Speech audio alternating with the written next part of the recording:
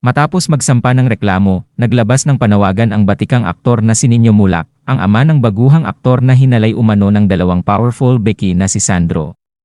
Sa Facebook, inamin ni Nino na kasalukuyang nagdudusa ang kanyang pamilya dahil sa ginawang pambababoy umano sa kanyang anak.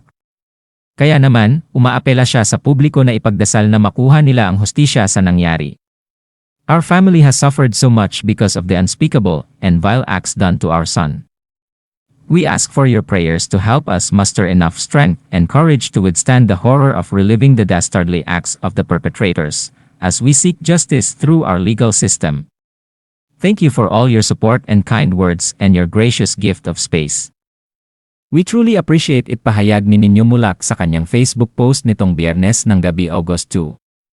Samantala sa kanyang programa, ikinuwento ni Christy Permin na nakausap na niya si Nino Mulak at aminado siya na ramdam nito ang lungkot sa mabigat na pinagdaraanan ngayon ng pamilya. Naiyak rin si Christy sa ipinapakitang suporta ng mga netizens kay Sandro pati na sa buong pamilya Mulak. Kahapon po ay magkausap kami ni Nino Mulak. Kinuha niya ang number ko sa aking anak-anakang si Cathy Fliente, di ba? Kasi luma na yung mga telepono namin para sa isa't isa. Alam mo, nung tumawag siya sa akin, nasa NBI siya, nasa National Bureau of Investigation. Hindi po niya idinetalye kung ano ang kanyang ginagawa doon. Pero kailangan ko pa bang maging henyo para malaman ko kung ano, di ba? At sobra po siyang nagpapasalamat dito po sa Christy per Minute. Maraming salamat sa ating programa na nakapaglatag ng napakaparehas na pahayag kahapon. Maraming salamat. Akala ko tapos na yon.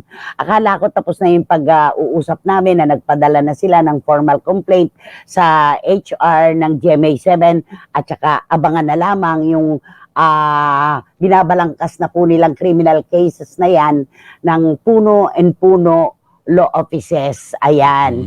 Nako, pagkagagaling na abogado nito, itong bupeting ito, walang question. Akala ko tapos na. Kinagabihan po, nakatanggap uli ako ng tawag kay Nino Mulak. Nagulat ako. Anak, bakit? Sabi ko, Nay, gusto ko lamang pong magpasalamat sa inyo ang anak ko, si Sandro. Alam mo yung kabog sa dibdib na may mga tao talaga sa mundong ito na kakapiranggot ang naibigay mong pagtulong pero para sa kanila ay kasinlaki ng mundo. Oo, yung pagtanaw ng utang na loob. At nakausap ko po si Sandro. Wala po kaming pinag-usapan tungkol sa kaso. Ang sabi ko lang sa kanya, anak, huwag kang panghihinaan ng loob.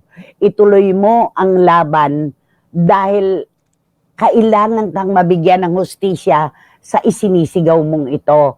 Opo, nanay, alam ko po, sabi niya. At si Onin talaga, ramdam na ram ko sa boses ni Onin yung sobra-sobrang pasasalamat na hindi siya nag-iisa sa laban na ito. Di ba? Nagpapasalamat din po si Nino Mulak sa lahat ng ating mga kababayan na nagpapadala po ng mensahe sa kanilang pamilya tungkol dito sa kinaroroon ng senaryo ni Sandro. Maraming salamat po sa inyo, sabi ni Nino Mulak at ng kanyang pamilya. Grabe, grabe talaga. At sabi nga ni Onin, hindi sila sanay kasi sa ganito talaga. Napakatahimik na pamilya nito, di ba? Nagkakaroon man po sila ng mga argumento within the family lang po yan. Hindi po yan ilalabas para pagpistahan ng publiko. Pero kung bakit nasangkot pa itong si Sandro Mulak dito sa isang issue na talaga namang, alam mo yung bata, sa totoo lang, hindi makapagsalita, hindi makausap ng maayos. Trauma ito, Romel. Trauma ito.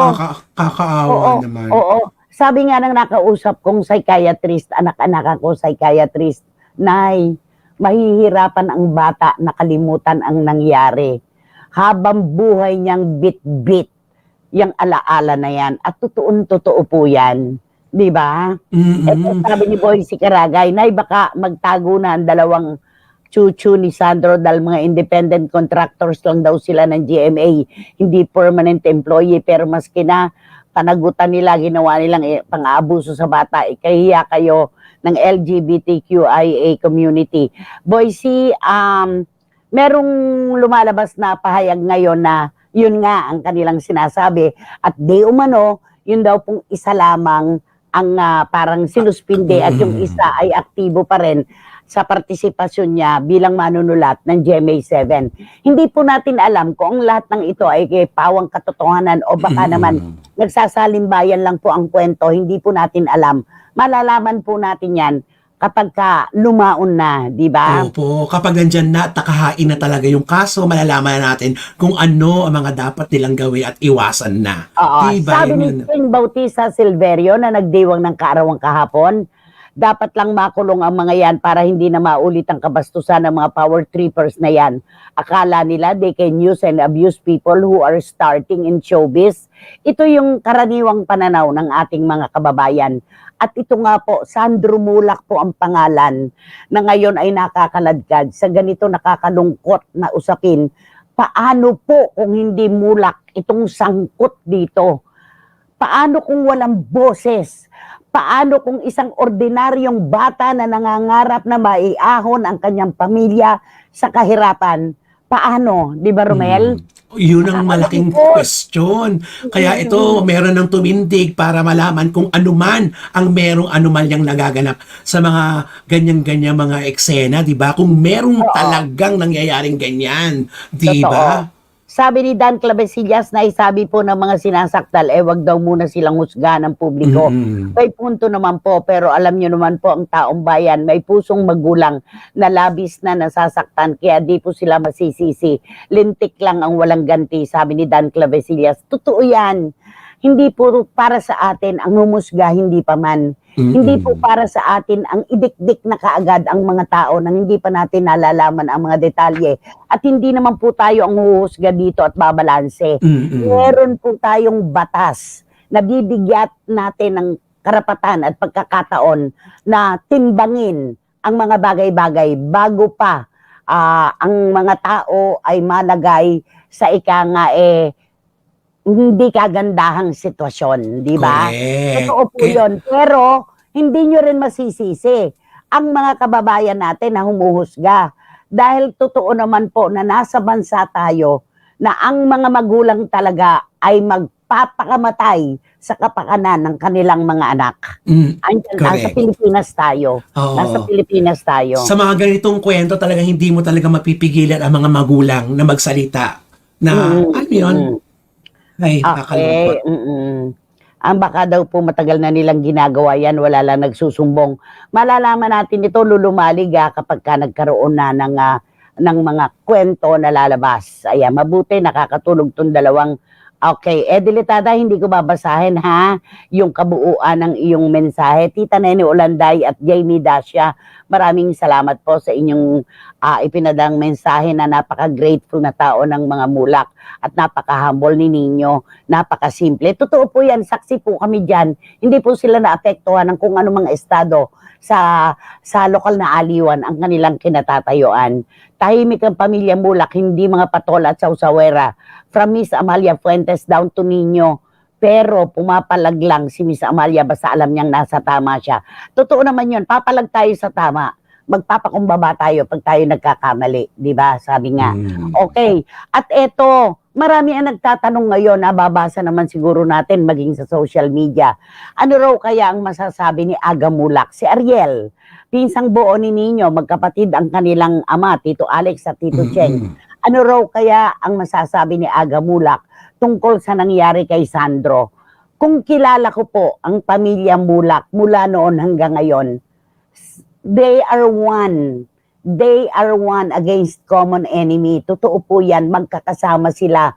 Ano po ito? Iisang hibla. Pero hindi po natin maaasahan ang bawat isa sa kanila ay umangat at magsalita ng kung ano-ano laban sa mga pinagbibintangan, di ba? Maaaring si Aga at saka si Onin at ang kanilang, silang lahat, nag-uusap-usap na tungkol dito. Oo, parang isa na lang ang nagsasalita para sa kanila para hindi lalong gumulo ang kwento, di ba, Nay? Actually, mabanggit lang yung Mulak.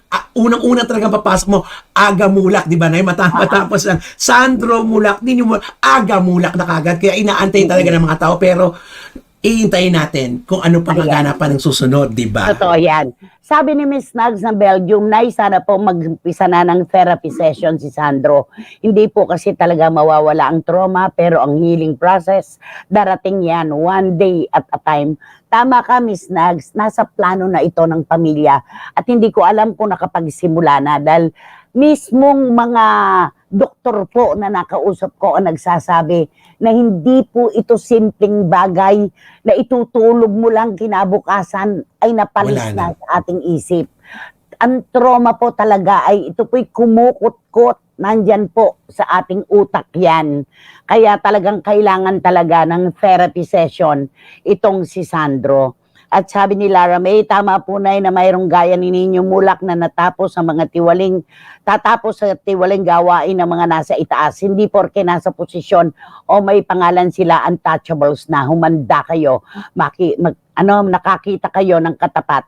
Di ba, Mayang, kasasabi ko lang, nung unang pumutok ang isyong ito, totoo, ang bawat palayok, may kalapat na takip. Totoo po yan. Huwag po tayong pakaasa sa mga power tripper, yung ang akala nila ay sila na ang simula at wakas ng buhay. Makikita nyo po, may makakatapat kayong tao na susupil sa kung ano man na ginagawa ng mga nang aabuso. Hindi po natin tinatalakay yan tungkol kay Sandro at sa mga inaakusahan. Ito po ay sa pangkalahatan. Hindi natin maaaring ipangako ang kung anumang posisyon at mga material na bagay na hawak natin ngayon. Isang araw, may makakatapat po tayo talaga kahit kailan. May katapat na takip ang palayok. Totoo yan. Di ba? Kaya huwag. Good afternoon, Nay. Sabi ni Adel Macaldo ng Ladlad. Nakakalungkot ang mga ganitong balita, lalo na ang mga nasangkot ay kabilang sa LGBTQIA sector. Nababahiran na naman po ang aming komunidad. Hindi ganito bago sa atin ang mga ganitong kaganapan. Malas lang po talaga at isang mulak ang sumisigaw ng katarungan. At kung totoo man, ay they deserve a room in jail. Kami po sa Ladlad ay kinokondena namin ang ganitong gawain. Hindi karapat-dapat, hindi nararapat. Huwag po nating gamitin ang ating kapangyarihan para sa mga kabataang nangangarap lamang na magtrabaho ng tama. Adel Macaldo, may bumikig sa lalamunan ko. Maraming salamat sa inyo sa Ladlad kasi wala kayong tapaoho. Bukas ang inyong mga mata. Mulat kayo sa katotohanan na ang mali ay mali at ang tama ay ipinaglalaban. Maraming salamat, Adel Macaldo, at sa mga miyembro po ng Ladlad. Thank you so much sa inyo. Nakaka-emotional, sobra.